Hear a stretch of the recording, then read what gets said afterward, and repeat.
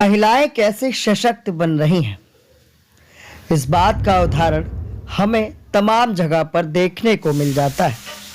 लेकिन आज रजत express news उन खास महिलाओं से बात करेगा और उनके जीवन के संघर्षों को दिखाएगा कि किस दिक्कत और समस्याओं के सामने के बाद वो आज सशक्त और दूसरों को स्वावलंबी बनाने में सफल हो पाई हैं। आज बातचीत महिला सशक्तिकरण की मिसाल बनी नीलू त्रिवेदी से, जिन्होंने कई महिलाओं के लिए बेहतर भविष्य दिया है।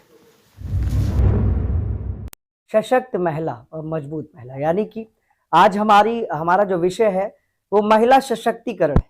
और आज हम बात करेंगे उन महिलाओं से जो अपने बल पर और अपनी महिला समिति के बल पर कहीं ना कहीं आज एक मिसाल बनी है और महिलाओं के लिए मोटिवेशनल बनी। वो महिला जो बिना किसी आर्थिक मदद के लोगों की मदद करने निकल जाती है, लेकिन आखिर उनकी प्रेरणा क्या होती है, उनके मन में एक ख्याल कैसे आता है कि वो समाज सेवा करेंगी। घर परिवार को भी देखना, उसके साथ साथ समाज में पीड़ित महिलाओं को देखना और पीड़ित वर्ग को देखना कैसे संभव हो पाता है। आज इसी विषय पर हम चर्चा के लिए खास मेहमान हमारे साथ मौजूद होंगी, नीलू त्रिवेदी, जो लगातार महिलाओं की हर समस्या पर काम कर रही हैं। कैसे करती हैं, कैसे क्या कुछ होता है और क्या जीवन रहा उनका जब उन्होंने इस एनजीओ का गठन किया, जिनकी एनजीओ है स्त्री वेलफेयर फाउंडेशन। आइए बातों का सिलसिला शुरू करते हैं और उम्मीद है हमारे सभी प्रोग्राम में आपके लिए कुछ ना कुछ खास जानकारी होगी महिलाओं से जुड़ी समस्याओं के बारे में। शुरू करते हैं। नीलू जी, बहुत बहुत स्वागत है। धन्यवाद।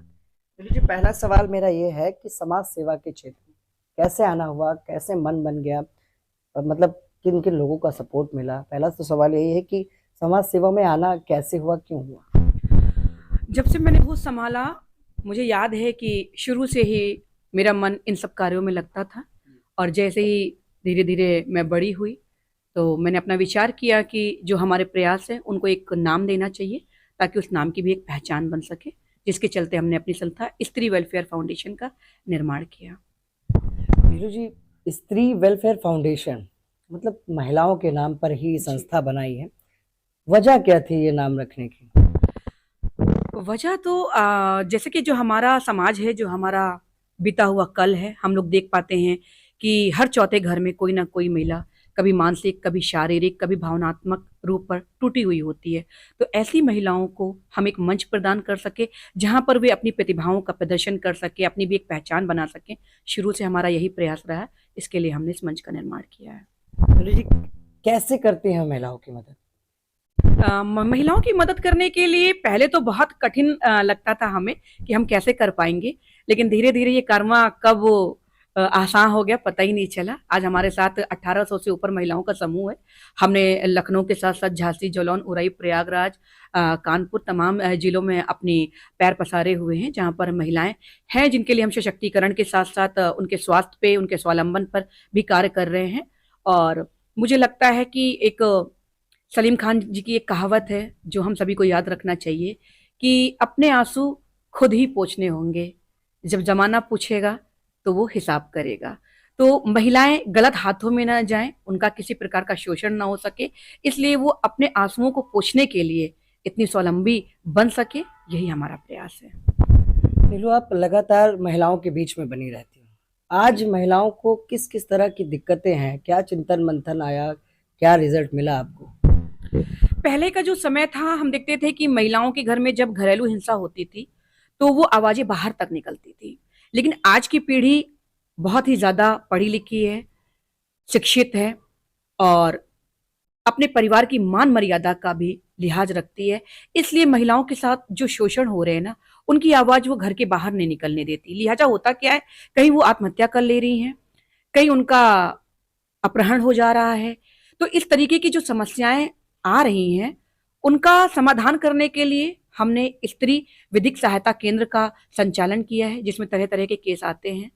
तो उन केसों को देखने के बाद हमें लगता है कि महिलाओं को बहुत ही ज्यादा मजबूती की जरूरत है, उन्हें एक मंच की जरूरत है जहां पर वो निर्भीक होकर अपनी बात को कह सके और उसका समाधान प्राप्त कर सके। नीलू, मान लेते हैं कि आज आपके पास 10 महिलाएं आ जाती हैं, वो कहती हैं कि मैं आर्थिक रूप से काफी परेशान हूँ। कभी होता है कि महिलाओं के पति उनको छोड़ देते हैं, या तमाम बार ये होता है कि दो दो तीन तीन शादी कर लेते हैं। उस सूरत में वो महिला अकेले हो जाती है, ना अपने घर जा सकती है और ना वहां रह सकती है। मजबूरन उसको या तो किराए पर रहना पड़ता है, और अगर उसके बच्चे होते हैं तो घर परिवार चलाने के लिए उसको पैसे की जरूरत होती है। उस सूरत में कैसे मदद कर पाओगी? हमारे पास लगातार ऐसे केसेस आते रहते हैं। जब भी कोई केस आता है तो सबसे पहले हम उस पर अपना जो रिसर्च करना होता है, सर्च करते हैं कि वो किस तरीके से और कब से पीड़ित है। जो उनका विषय होता है, अगर वो स्वास्थ्य संबंधी समस्याओं से पीड़ित हैं तो हम अपना उनको संवेदा धर्मार्थ चिकित्सालय के द्वारा सुविधाएं प्रदान करते हैं। अगर वो घरेलू हिंसा से या अन्य किसी प्रकार की समस्याओं से पीड़ित हैं तो हम उनको स्त्री विधिक सहायता केंद्र के माध्यम से सहायता उपलब्ध कराते हैं। अगर वो स्वावलंबी बनना चाहती हैं तो उनके स्वावलंबन के लिए स्त्री प्रशिक्षण केंद्र के माध्यम से हम सिलाई, कढ़ाई, ब्यूटिशियन इत्यादि का जो कोर्स संचालित कर रहे हैं उसके माध्यम से हम उनको सहायता प्रदान करते हैं। अच्छा नीलू, मान लो कि आपने सिलाई, कढ़ाई, बुनाई उनको सिखा दी, मतलब खुद का उनको एक हुनर दे दिया कि अब वो कमा सकती हैं, खा सकती हैं। अब उसके लिए भी अगर उनके पास वो नहीं है कि वो एक सेंटर चला पाए, तो क्या करें? बिल्कुल, जैसे कि हमारे भारत सरकार जो इन दिनों बहुत ज़्यादा महिलाओं के लिए प्रयास कर रही है, और महिलाएं इस तरीके के प्रशिक्षण को प्राप्त करने के बाद सोचती कि अब हम क्या करेंगे। ऐसी समस्त महिलाओं के लिए हमने एक अभियान चलाया हुआ है स्त्री प्रशिक्षण केंद्र के माध्यम से, आत्मनिर्भर बेटी। आत्मनिर्भर बेटी के माध्यम से हम हर महिला को रोजगार दे रहे हैं। जैसे कि महिला अगर अच्छी टाइपिंग कर लेती, टाइपिंग स्पीड उसकी 15+ है, तो हम उसको 112, 102, 1090 इत्यादि जहाँ पर संविदा पर जगह खाली होती है वहाँ पर हम ऐसे महिलाओं को रोजगार देते हैं। और जो महिलाएं सिलाई में बहुत अच्छी हैं, पार्लर में बहुत अच्छी हैं, तो हम लोग अपने सहयोग से उनको फंड जनरेट करते हैं और पार्लर खोलने का, सिलाई के माध्यम से कुछ अपना क्रिएटिविटी, कुछ प्रोडक्ट स्टार्ट करने के लिए हम उनको मंच प्रदान करते हैं। अच्छा नीलू, स्त्री वेलफेयर फाउंडेशन आपने बनाया है, किस किस तरह का जागरूकता अभियान चला रहे हो? जैसे मान लो आप चलाते हो कैंसर फ्री इंडिया, क्या रिस्पॉन्स है इसका?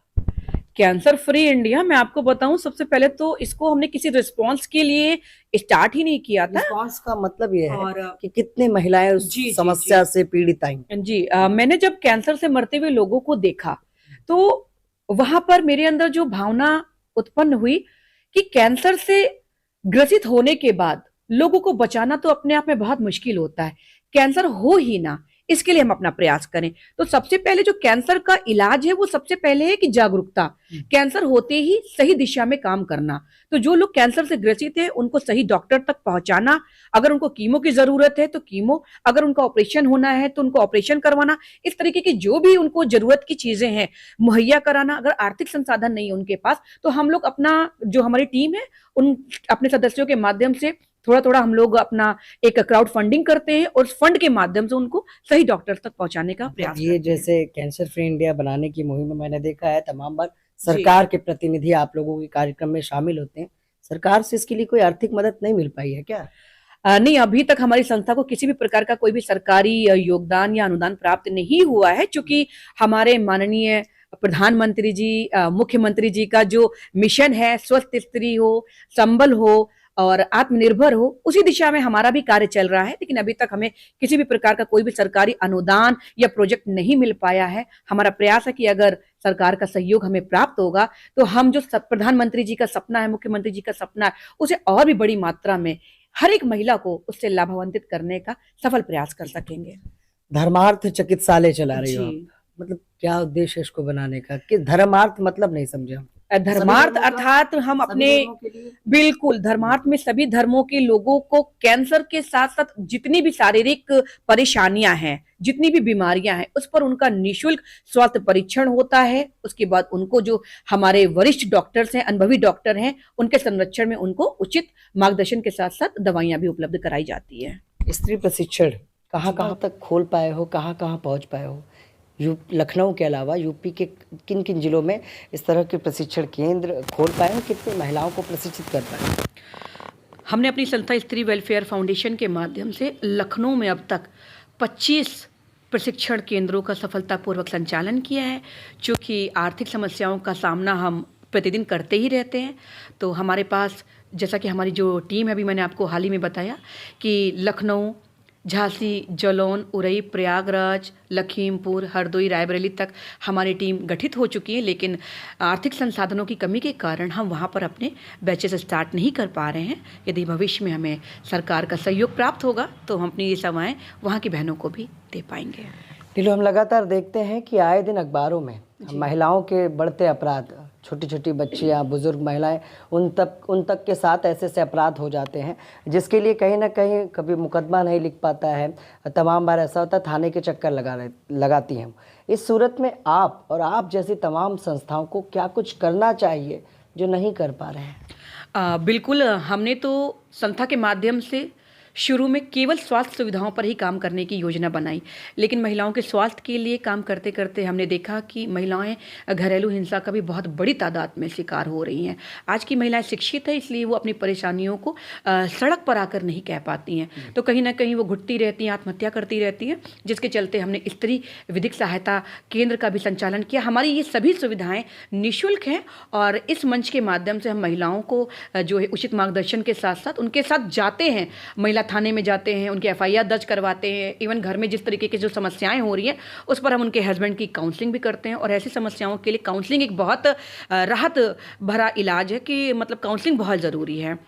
तो ठीक है, पारिवारिक सपोर्ट किस तरह से मिलता है? घर से बाहर जाते हो, घर का ही पैसा लगाकर लोगों की मदद कर रहे हो, तो घर वाले बोलते नहीं हैं कि घर का पैसा फूंक के दूसरों की मदद कर रही हो, कब तक चलेगा ये? बिल्कुल, घर में तो ये हमें शुरू से ही सुनने को मिल रहा है कि ये समाज सेवा में कुछ नहीं रखा है, लेकिन कहते हैं ना कि अब जब ईश्वर ने इसकी लगन आपको लगा दी है तो फिर आप इसके बगैर जी नहीं सकते हो। मैं तो ये कहना चाहूँगी कि जो ये सामाजिक जो कार्य हैं ये हमारे रग में खून की तरह दौड़ रहा है, और यदि हमारे प्रधानमंत्री जी, हमारे मुख्यमंत्री जी महिला सशक्तिकरण का, महिला स्वावलंबन का सपना देख सकते हैं तो फिर हम महिलाएं क्यों नहीं देख सकते हैं। तो इस दिशा में हमारा प्रयास जारी है। एज अ महिला अगर हम बात करें और उन महिलाओं की बात करें जो बहुत कुछ करना चाहती हैं लेकिन घर किस वजह से या फैमिली सपोर्ट ना होने की वजह से वो निकल कर काम नहीं कर पाती हैं, उनके लिए क्या संदेश या मैसेज आप देना चाहोगे? बिल्कुल, हम मानते हैं कि हमारा भारत वर्ष पुरुष प्रधान देश है, लेकिन इसी पुरुष प्रधान देश में आज हम देख रहे हैं कि हमारे प्रधानमंत्री जी, हमारे मुख्यमंत्री जी किस तरीके से महिलाओं के लिए एक भाई, एक पिता की भूमिका निभा रहे हैं। तो मैं सभी लोगों को यही संदेश देना चाहती हूँ कि आप लोग भी अपने घर की जो लक्ष्मी है, जो आपकी बहन है, बेटी है, पत्नी है, उनके सपनों को साकार करें और उसमें एक अच्छी भूमिका निभाएं।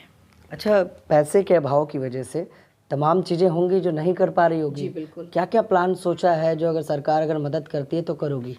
मैंने खुद से अपने कुछ प्रोजेक्ट्स बना रखे हैं। अगर हमें सरकारी सहयोग प्राप्त होगा तो मेरा खुद से एक वादा है, पूरे समाज से एक वादा है कि हम अपने भारत को कैंसर से मुक्त करा के रहेंगे। और महिला सशक्तिकरण की दिशा में एक सबसे बड़ा यही प्रयास होगा कि हमारे भारत की महिलाएं स्वस्थ हों, मानसिक तौर पर भी, भावनात्मक तौर पर भी और आर्थिक तौर पर भी। बहुत बहुत धन्यवाद हमसे बात करने के लिए नीलू। तो ये थी हमारे साथ नीलू त्रिवेदी, जो स्त्री वेलफेयर फाउंडेशन को चला रही हैं, उसके साथ साथ महिलाओं के लिए आज मिसाल बनी। इनकी कई योजनाएं हैं जो अपने निजी संसाधन, निजी खर्चों से ये महिलाओं के लिए चला रही हैं, जैसे कैंसर मुक्त इंडिया, उसके साथ साथ महिलाओं के लिए प्रशिक्षण केंद्र, उसके साथ साथ वो चिकित्सालय जहाँ पर उन महिलाओं को खासकर ध्यान दिया जाता है जो आर्थिक रूप से कमज़ोर हैं, उनका मेडिकल चेकअप और तमाम वो समस्याएं हैं जिसके लिए नीलू काम कर रही हैं।